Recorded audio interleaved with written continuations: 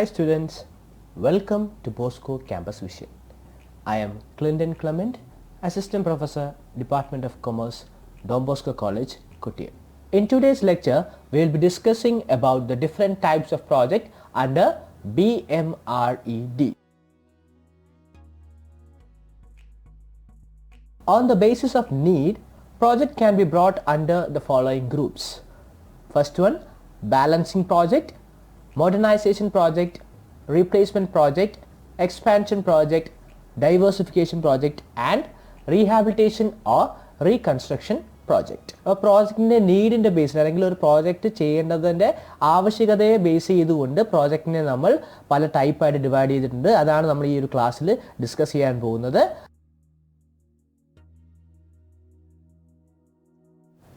First, let us see what is a balancing project.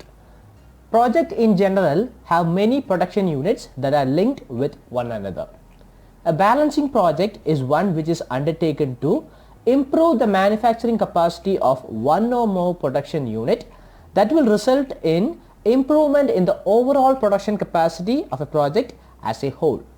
അപ്പോൾ ഒരു project എന്ന് പറയുമ്പോൾ ഒന്നിൽ കൂടുതൽ പ്രൊഡക്ഷൻ യൂണിറ്റ്സ് ഉണ്ടാകും. ഒരു പ്രോജക്റ്റിൽ തന്നെ ഒന്നിൽ കൂടുതൽ പ്രൊഡക്ഷൻ യൂണിറ്റ്സ് ഉണ്ടാകും. അപ്പോൾ ഒരു ബാലൻസിങ് പ്രോജക്റ്റ് എന്ന് പറയുന്നത് ഈ ഒന്നിൽ കൂടുതൽ പ്രൊഡക്ഷൻ യൂണിറ്റ് ഉണ്ടാകുമ്പോൾ നമുക്ക് ഏതെങ്കിലും രീതിയിൽ ടോട്ടൽ നമ്മുടെ പ്രൊഡക്ഷൻ കപ്പാസിറ്റി ഇൻക്രീസ് ചെയ്യണമെങ്കിൽ നമ്മൾ എല്ലാ പ്രൊഡക്ഷൻ യൂണിറ്റും ഒരേപോലെ ചേഞ്ചസ് വരുത്തണമെന്നില്ല. ഏതെങ്കിലും സെലക്റ്റഡ് ആയിട്ടുള്ള ഒന്നോ രണ്ടോ പ്രോജക്ട്സിൽ ഒരു പ്രത്യേകതര ചേഞ്ച് വരുത്തുമ്പോൾ ഓവറോൾ എല്ലാ പ്രൊഡക്ഷൻ യൂണിറ്റ്സിൻ്റെയും പ്രൊഡക്ഷൻ കപ്പാസിറ്റി ഇൻക്രീസ് ചെയ്യുന്ന ടൈപ്പ് ഓഫ് പ്രോജക്റ്റിനെയാണ് നമ്മൾ ബാലൻസിങ് പ്രോജക്റ്റ് എന്ന് പറയുക. നമ്മളൊരു ബാലൻസിങ് പേരിൽ തന്നെ ഉണ്ട്, ബാലൻസ് ചെയ്യുക. ഏതെങ്കിലും ഒന്നോ രണ്ടോ പ്രൊഡക്ഷൻ യൂണിറ്റിലെ ചേഞ്ചസിൽ വരുത്തി ഓവറോൾ പ്രൊഡക്ഷൻ കപ്പാസിറ്റി ഇൻക്രീസ് ചെയ്യിക്കുന്ന രീതിയിൽ ഒരു ബാലൻസിങ് ടൈപ്പ് ഓഫ് പ്രോജക്റ്റാണ് ബാലൻസിങ് പ്രോജക്റ്റ്. ഫോർ എക്സാമ്പിൾ, നമ്മളിപ്പോൾ ഒരു കാർ ഡെവലപ്പ് ചെയ്യുന്ന ഒരു പ്രോജക്റ്റാണെന്ന് വിചാരിക്കുക. ടോട്ടൽ നമ്മൾക്ക് ഒരു പുതിയ കാർ ഡെവലപ്പ് ചെയ്യുന്ന ഒരു പ്രോജക്റ്റാണ്. അതിന് നമുക്ക് ആ പ്രോജക്റ്റിൻ്റെ അകത്ത് തന്നെ പല പ്രൊഡക്ഷൻ യൂണിറ്റ്സ് ഉണ്ട്. കാറിൻ്റെ സ്പെയർ പാർട്സ് പണിയുന്ന സ്ഥലം, കാർ അസംബിൾ ചെയ്യുന്ന പ്രൊഡക്ഷൻ യൂണിറ്റ്, അങ്ങനെ പല ടൈപ്പ് ഓഫ് പ്രൊഡക്ഷൻ യൂണിറ്റ്സ് ഉണ്ട്. ഓരോ പ്രൊഡക്ഷൻ യൂണിറ്റിൻ്റെ ഔട്ട്പുട്ട് മറ്റേ ഒരു കറസ്പോണ്ടിങ് ആയിട്ടുള്ള പ്രൊഡക്ഷൻ യൂണിറ്റുമായിട്ട് ലിങ്ക്ഡ് ആണ്. റോ മെറ്റീരിയൽസ് കറക്റ്റായിട്ട് പ്രൊഡ്യൂസ് ചെയ്താൽ മാത്രമേ കൃത്യമായ സമയത്ത് അത് കൊണ്ടുവന്ന് അസംബിൾ ചെയ്യാൻ പറ്റുള്ളൂ.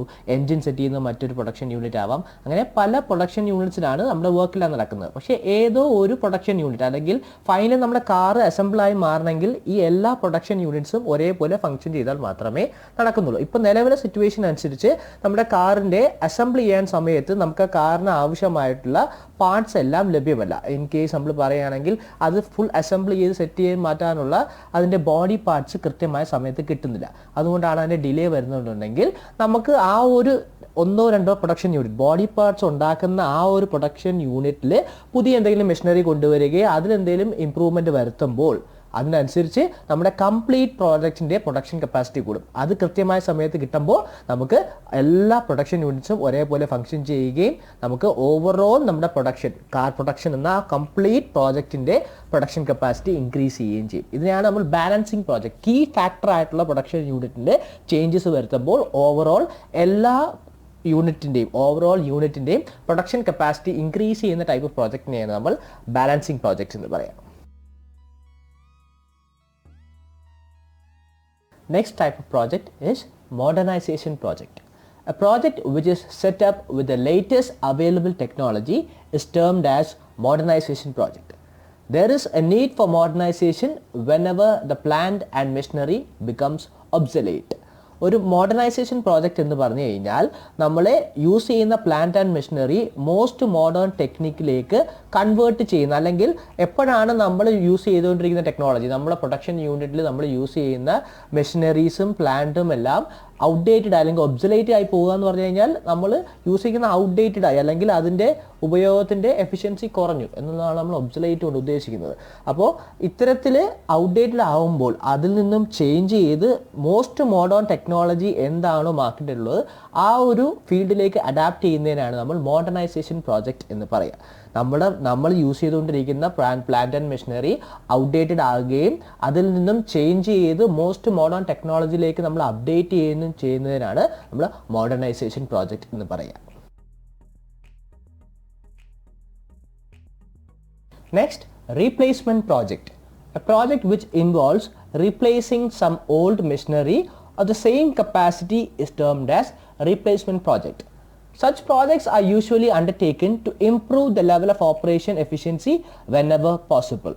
ഇപ്പോൾ റീപ്ലേസ്മെൻറ്റ് പ്രോജക്റ്റ് എന്ന് പറഞ്ഞു കഴിഞ്ഞാൽ നമ്മുടെ പഴയതായ മെഷീനറി നമ്മൾ റീപ്ലേസ് ചെയ്യുന്നു, പക്ഷേ മോഡേണൈസ് ചെയ്യുകയല്ല. മോഡേണൈസേഷൻ പ്രോജക്റ്റിൽ നമ്മൾ എന്താ പറഞ്ഞേ, നമ്മുടെ പഴയ ടെക്നോളജിയിലുള്ള പ്രോഡക്റ്റിനെ നമ്മൾ മോസ്റ്റ് മോഡേൺ ടെക്നോളജിയിലേക്ക് അപ്ഡേറ്റ് ചെയ്യുകയാണ് മോഡേണൈസേഷൻ പ്രോജക്റ്റിൽ നമ്മൾ ചെയ്യുക. പക്ഷേ റീപ്ലേസ്മെൻറ്റ് പ്രോജക്റ്റിൽ എന്താണെന്ന് വെച്ച് കഴിഞ്ഞാൽ നമ്മുടെ പഴയത് ഏത് ടൈപ്പ് ഓഫ് മെഷീൻ ആയിരുന്നോ യൂസ് ചെയ്തത് അതേ മോഡൽ അതേ കപ്പാസിറ്റി ഉള്ള മറ്റൊരു മെഷീനാണ് നമ്മൾ റീപ്ലേസ് ചെയ്യുന്നത്. അല്ലാതെ നമ്മൾ പുതിയ ടെക്നോളജി അല്ല നമ്മൾ ഇംപ്ലിമെൻറ്റ് ചെയ്യാൻ ഉദ്ദേശിക്കുന്നത്. അപ്പോൾ ഒരു റോഡിൻ്റെ കേസ് അല്ലെങ്കിൽ ഒരു പാലത്തിൻ്റെ കേസാണെങ്കിൽ ഒരു പാലം പൊളിഞ്ഞു പോയിട്ടുണ്ടെങ്കിൽ പഴയ പാലം എങ്ങനെയായിരുന്നു അതേപോലെ തന്നെയുള്ള ഒരു പുതിയ പാലം പണിയുകയാണ് നമ്മൾ റീപ്ലേസ്മെൻറ്റ് കൊണ്ട് ഉദ്ദേശിക്കുന്നത്. അല്ലാതെ മോഡേണൈസേഷൻ അല്ല ഇവിടെ സംഭവിക്കുന്നത്. നമ്മളത് പുതിയ ടെക്നോളജിയോ മറ്റു കാര്യങ്ങളോ ഒന്നും ഇംപ്ലിമെൻറ്റ് ചെയ്യുന്നില്ല. മുമ്പ് എന്ത് കപ്പാസിറ്റി ഉള്ള പ്രോഡക്റ്റ് ആണെന്ന് യൂസ് ചെയ്തത് ആ സെയിം കപ്പാസിറ്റി പ്രോഡക്റ്റ് ആണ് നമ്മൾ റീപ്ലേസ്മെൻറ്റ് പ്രോജക്റ്റിൽ റീപ്ലേസ് ചെയ്യുകയാണ്. എന്തായിരുന്നോ ഉള്ളത് അതേ കപ്പാസിറ്റി അതേ ക്വാളിറ്റി ഉള്ള പ്രോഡക്റ്റ് മറ്റൊരു പുതിയതായിട്ട്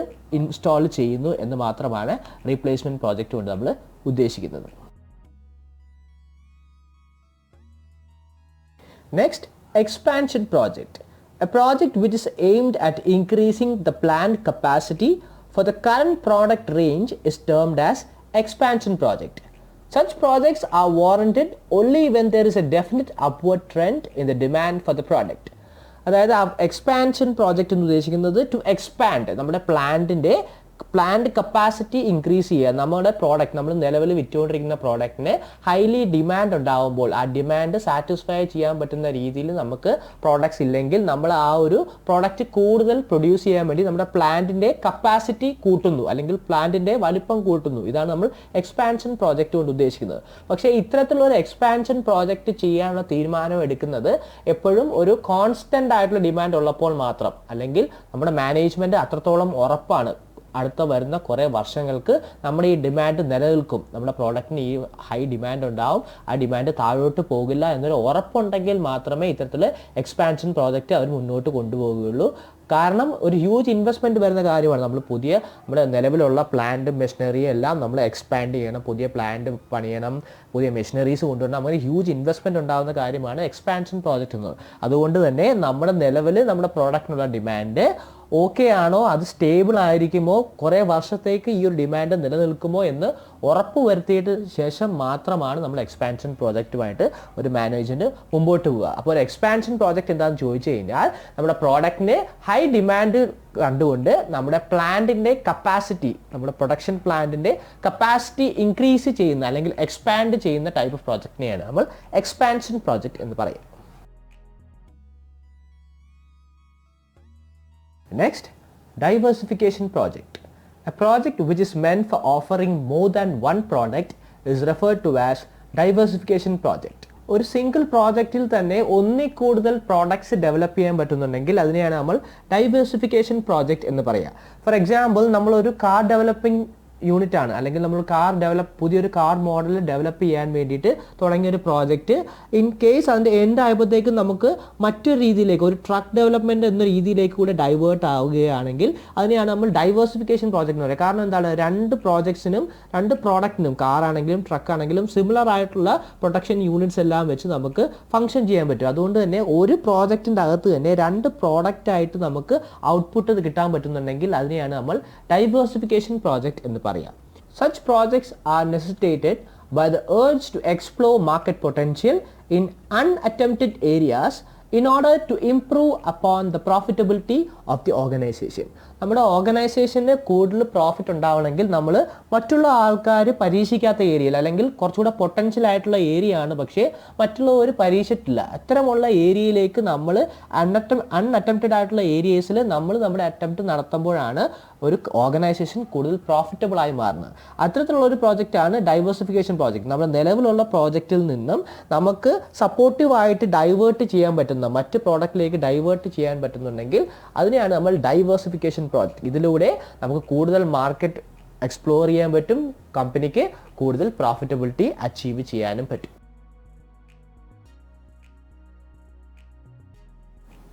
Another type of project is rehabilitation or reconstruction project.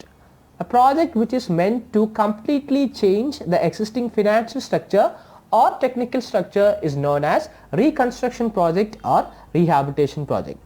ഒരു പ്രോജക്റ്റ് നിലവിലുള്ള കമ്പനിയുടെ ഫിനാൻഷ്യൽ സ്ട്രക്ചറോ അല്ലെങ്കിൽ ടെക്നിക്കൽ യൂസ് ചെയ്തിട്ടിരിക്കുന്ന ആ ഒരു സ്ട്രക്ചറോ കംപ്ലീറ്റ്ലി മാറ്റി പുതിയൊരു സ്ട്രക്ചറിലേക്ക് കൊണ്ടുവരുന്ന ടൈപ്പ് ഓഫ് പ്രോജക്റ്റിനെയാണ് നമ്മൾ റീകൺസ്ട്രക്ഷൻ അല്ലെങ്കിൽ റീഹാബിലിറ്റേഷൻ എന്ന് പറയുക. എന്തിനു വേണ്ടിയിട്ടാണ് ഇത് ചെയ്യുന്നത്? നിലവിലെ സ്ട്രക്ചർ കാരണം കമ്പനിക്ക് നഷ്ടമുണ്ടാകുകയും കമ്പനി ഒരു സിക്ക് യൂണിറ്റ് ആയി മാറുകയും ചെയ്യുന്ന സിറ്റുവേഷനിലാണ് നമ്മൾ റീഹാബിലിറ്റേഷൻ അല്ലെങ്കിൽ റീകൺസ്ട്രക്ഷൻ പ്രോജക്റ്റ് ഉദ്ദേശിക്കുന്നത്. തിരിച്ച് കമ്പനിയെ പ്രോഫിറ്റബിൾ ആക്കാൻ വേണ്ടിയിട്ടാണ് നമ്മൾ റീകൺസ്ട്രക്ഷൻ പ്രോജക്ട്സ് യൂസ് ചെയ്യുക. This is done in the situation where an organization is facing loss for several years and the company is declared sick. Company ഒരു സിക്ക് യൂണിറ്റ് അല്ലെങ്കിൽ തകർച്ചയുടെ വക്കിലേക്ക് എത്തിയിരിക്കുന്ന ഒരു കമ്പനീനെ തിരിച്ച് പ്രോഫിറ്റബിൾ ആക്കി എത്തിക്കാനുള്ളൊരു ശ്രമമാണ് നമ്മൾ റീഹാബിലിറ്റേഷൻ പ്രോജക്റ്റ് അല്ലെങ്കിൽ റീകൺസ്ട്രക്ഷൻ പ്രോജക്റ്റ് എന്ന് ഉദ്ദേശിക്കുന്നത്. പുതിയ ഫിനാൻസിങ്ങും അല്ലെങ്കിൽ പുതിയ ടെക്നോളജീസ് യൂസ് ചെയ്തുകൊണ്ട് കംപ്ലീറ്റ് നമ്മുടെ ആ ഒരു സ്ട്രക്ചർ, ആ ഓർഗനൈസേഷൻ്റെ കംപ്ലീറ്റ് സ്ട്രക്ചറും ചേഞ്ച് ചെയ്തുകൊണ്ട് തിരിച്ച് നമ്മളൊരു പ്രോഫിറ്റബിൾ ആയിട്ട് മാറാൻ ശ്രമിക്കുന്ന ടൈപ്പ് ഓഫ് പ്രോജക്റ്റിനെയാണ് നമ്മൾ റീഹാബിലിറ്റേഷൻ ഓർ റീകൺസ്ട്രക്ഷൻ പ്രോജക്റ്റ് എന്ന് പറയും. അപ്പോൾ ഇന്നത്തെ ക്ലാസ്സിൽ നമ്മൾ different types of project under BMRED ആണ് നമ്മൾ ഡിസ്കസ് ചെയ്തത്. Balancing project, modernisation project, replacement project, expansion project and diversification project, BMRED. അപ്പോൾ ഇന്നത്തെ അസൈൻമെൻ്റ് ആയിട്ട് ഞാൻ തന്നിരിക്കുന്നതും ഇത് തന്നെയാണ്. Explain the different types of project under BMRED. അപ്പോൾ ഇന്ന് പഠിപ്പിച്ച കാര്യങ്ങളെല്ലാം എല്ലാവർക്കും മനസ്സിലായെന്ന് വിശ്വസിക്കുന്നു. Thank you for listening. Have A nice day.